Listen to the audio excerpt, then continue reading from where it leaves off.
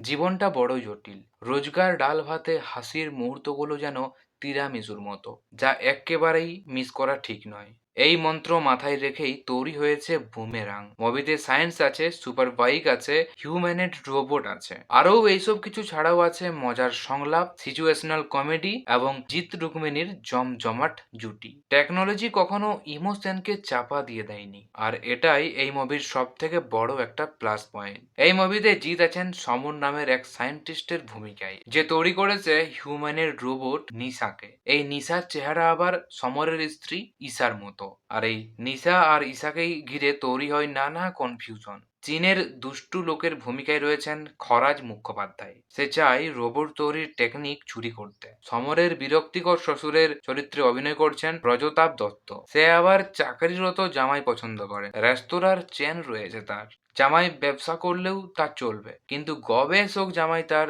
একদমই অপছন্দের। সমরের স্যাটেলাইট অয়নের ভূমিকায় আছেন সৌরভ দাস। সে প্রেম করে টিনার সঙ্গে, কিন্তু নিশা ইশার জটিলতায় তার প্রেম ভাঙার পথে। আর আছে এক চরিত্রহীন প্রতিবেশী অম্বরীশ ভট্টাচার্য, আর গোয়েন্দা কাজের লোক আয়েশা ভট্টাচার্য। মোটামুটি এরকম ঘুটি সাজিয়ে গল্প নিয়ে এগিয়েছেন সৌভিক কুণ্ডু। আর এই ঘুটিগুলো যে সে একেবারে ঠিকঠাক চেলেছেন তা এই মুভি দেখেই স্পষ্ট বোঝা যায়। আদতে গল্প ভালো হলে সেটা নিয়ে কাজ করার অনেক সুযোগ থাকে। বুমেরাং এর গল্পটা সেরকমই সুন্দর, সরল, মজার। মুভির দৃশ্যগুলো মন খুলে হাসার জন্য এক্কেবারে আদর্শ। বুমেরাং জিতের থেকেও বেশি রুক্মিণীর মুভি। অভিনয়ের প্রশংসা উঠলেই নায়িকার প্রশংসায় আগে করতে হয়। তিনি মন দিয়ে অভিনয় করেছেন। মানুষ রোবট দুটো চরিত্র দেখে মজা পাওয়া যতটা সহজ, অভিনয় করা ততটাই কঠিন, তা স্পষ্ট।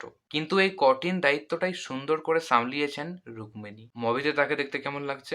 অবশ্যই ভালো লাগছে। তার থেকে বেশি গুরুত্বপূর্ণ হয়ে উঠেছে তার অভিনয়। কখনো রুক্মিণীর নায়িকা থেকে অভিনেত্রী হয়ে ওঠার জার্নির কথা বলতে হলে বুমেরাং এর কথা অবশ্যই উঠবে। জিৎ রয়েছেন স্বমহিমায়। এই মুভিতে এমন একটা চরিত্র বেছে নিয়েছে সে, যা সাধারণ বাঙালির মনে ধরবেই। জিদ্দার প্রত্যেকটা ছবিতেই তাকে দেখতে দারুণ লাগে। তবুও জিতের কারিশমার কথা বলতে গেলে তার স্ক্রিন প্রেজেন্টেশনের প্রসঙ্গ টানতেই হয়। এই মুভিতে জিৎ এত ধরনের চশমা পড়েছেন, আর তাতে এত ভালো লাগছে তাকে দেখতে, যে কখন মনটা গেয়ে ফেলবে ডোলারে ডোলারে, আপনি বুঝতেই পারবেন না। জিৎ নিজের চরিত্রটাকে বেশি প্রাধান্য না দিয়ে বারবার বল বাড়িয়ে দিয়েছেন রুক্মিণীর দিকে। কারণ জিৎ জানে রুক্মিণী গোল মারলে আখির টিমই জিতবে। তাদের অফ স্ক্রিন বন্ধুত্বটা বেশ ভালো, তা বোঝা যায় অন স্ক্রিন কেমিস্ট্রি দেখে। আর যদি সৌরভের কথা বলা হয়, তাহলে সৌরভ হচ্ছে একজন খুব ভালো অভিনেতা, আর সেটারই ছাপ এই মুভিতেও দেখা যাচ্ছে তার। তুলনায় খরাজ মুখোপাধ্যায় আর